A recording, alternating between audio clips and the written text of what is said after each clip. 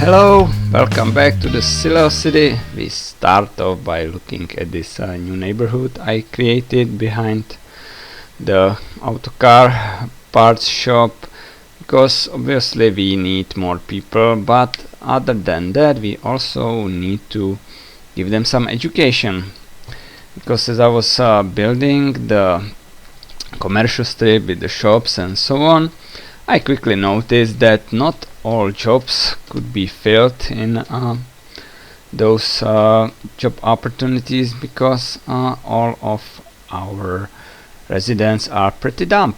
Yeah, in other words, they are not educated, but no more enter this new grade high school, elementary school, and even we have kindergarten. So the education is taken care of.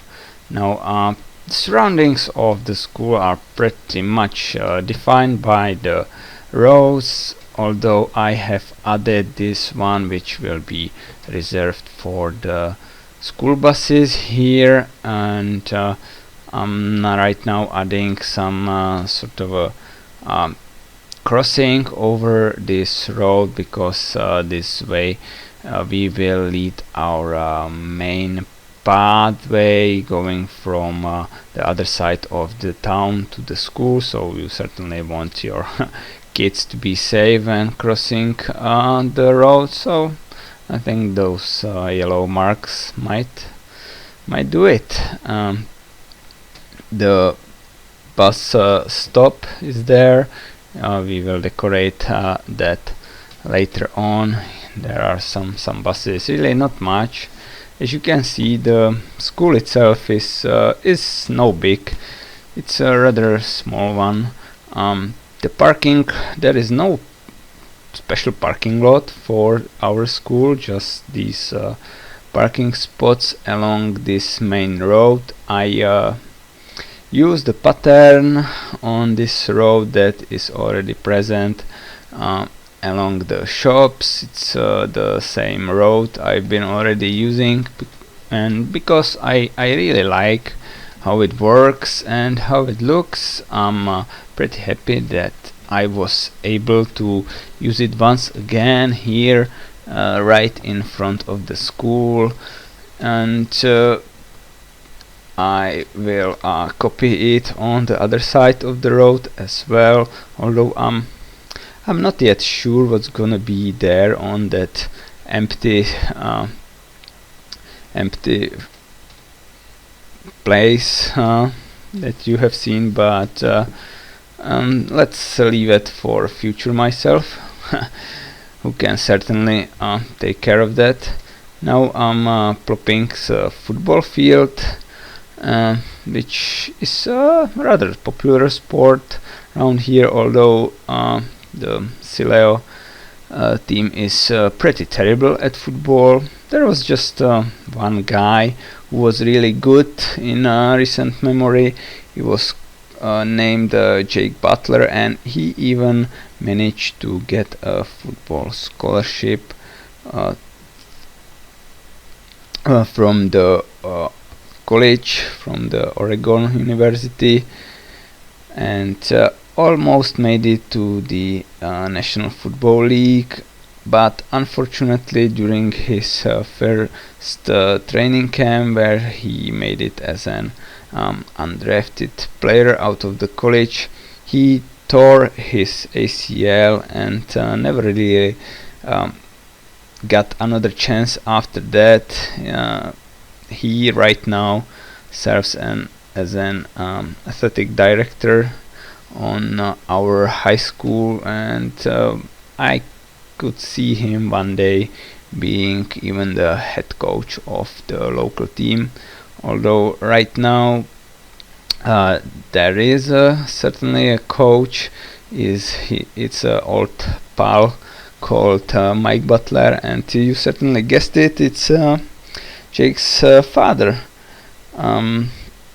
Those two don't go along very well, so once the older Butler decided to hang up his training cleats, I think it's going to be time for Jake to step up, because he's really good with the kids, and he's certainly a local hero. I mean, ask anybody around here who's the best football player that ever came from the Silejo schools, and in an instant everybody will know the name of Jake Butler. So let's let's leave the sports and some fake history lessons and get back to the building itself. I made this pavement with the curbs. We will add some decals later on, some cracks and so on, because I wanted, although the school is rather new, I wanted to sort of follow the pattern that is set by all our surroundings. It's as you might know very well, it's all about the imperfections. It's all about it being just sort of a rural land, countryside, so not much of a beautification will be done around here. Right now I'm adding a fence to the kindergarten playground, and more props to that. The kindergarten and elementary school will have its own baseball field. So now back to the sports. The second most popular sports around here is baseball, and baseball team is not that bad. There is a very strong rivalry with the neighboring city, which does not exist yet, but the rivalry certainly exists because I just told you so. And so there's one small playground which I'll be creating right now. I will make a custom playground. I will first plop down some road as markings, the bases, and then I will use painter tool and remove the paths, and then later on we will add some more team decals to finish the look. Now some fences, some benches, and so on. A shed for the equipment centrally. This diamond for the baseball is rather small. That this is the one for the elementary school. After that we will move on to create one bigger diamond on the other side of that bus road, which I have shown you, and I will do it with a similar fashion. I was looking at the workshop before I decided to create custom baseball fields. What was on the workshop, it was mostly just a combination of some assets I really didn't want to use, and then I saw one which was looking like it was created manually with the surface painter, and I decided, hey, I can do that too, and that was just it. I experimented a little bit and came up with this, and I think it's way better. These sheds are just placeholders. I'm still looking at the workshop for some better sheds that can be used as pits for players. So in the final version there will be a different one. I think I found something. It's actually a bus stop, but it will serve as well.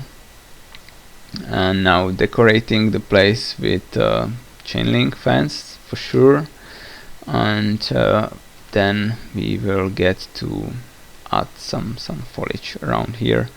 I had a little bit of a struggle with the size of this field, really. In this game it's sometimes rather hard to get the scale well, so I was not sure if the field is too big or too small, but I guess this will do.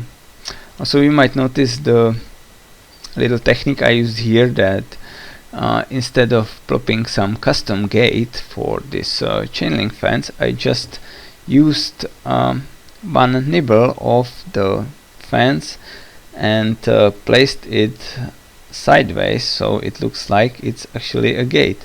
That's one little tip I have for you today, right now. And yeah, I'm moving on, placing some decals and so on, but maybe back to the scale problem. So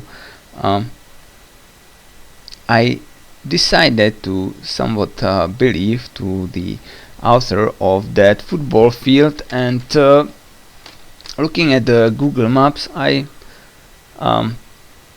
somewhat guessed what should be the proper size of the baseball diamond field, and since it's a school field, there are no professionals, and if somebody hits a home run, it's just, you know, it's just a lost ball, and hopefully no window is broken, even though it's certainly possible that it happens that the ball goes over the fence, but it will be a real rare instance. So let's just take it as it is. Regarding the foliage, you could see I like to start with plopping some big trees at first, and then progress towards the smaller trees, then some bushes, and finish off with the flowers. I even do not hesitate, just like now, to select with the move it some existing foliage from somewhere else and replace it. Repaste it once again. I think this is also a good technique that can save you certainly some time.